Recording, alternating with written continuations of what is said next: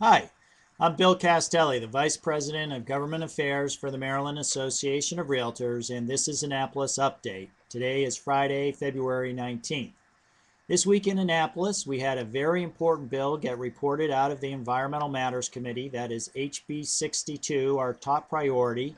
This legislation would ensure that Maryland homeowners living in Maryland's critical areas who have a failing septic system and are required to utilize nitrogen reduction technology when they replace those systems have a grant to cover 100% of the cost difference between a conventional system and a system utilizing the nitrogen reduction technology.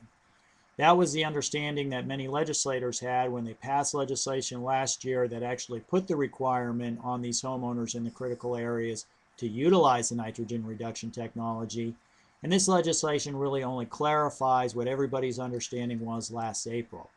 It was reported out of the committee in a unanimous vote, had its first vote on the House floor today, Friday, and will likely have its final vote in the House maybe Monday or Tuesday of next week. We had a number of hearings this week. One of the more important bills we testified on this week was Senate Bill 220. That is legislation that would double the surcharge on recordable instruments in Maryland. And that money, that surcharge, is actually used for the Circuit Court Record Improvements Fund. And that is the fund that is used to take all of Maryland's land records and put them in an electronic format to make them easily accessible. While we support and have actually in the past supported increases in that fund, and certainly support the effort at trying to take those land records and put them in electronic format, we did oppose this legislation because this year money is being taken out of the Record Improvements Fund and used for general purposes, general government purposes. And we don't think it's appropriate for property transactions to keep paying an increased fee when that fee really isn't going for the purpose for which is making our land record system better. We had another priority bill that was introduced this week, HB 1209, which is semi-annual property tax payments.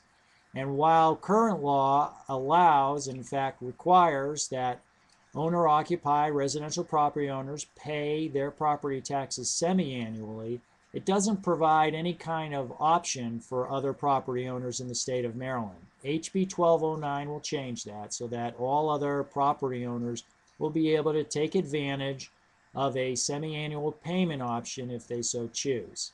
There will be Senate legislation introduced on that issue as well. We expect to have a busy hearing week next week. We have two priority bills that are going to be coming up. On Wednesday, we'll hear the Real Estate Commission's real estate team legislation. That legislation will provide the rules of the road for real estate teams in Maryland. That's HB 406. MAR is supportive of that bill. And on February 25th, we will be hearing legislation HB 590, which is legislation that will prohibit the taxation of forgiven indebtedness in short sale transactions. That is a very important bill, and we've been working with the Attorney General who has interpreted Maryland law to say that that cannot occur already under Maryland law, but we want to make it absolutely clear in the statute that counties can't tax that forgiven indebtedness. So that hearing is going to be next week as well. Well, that's it for Annapolis Update. Thank you.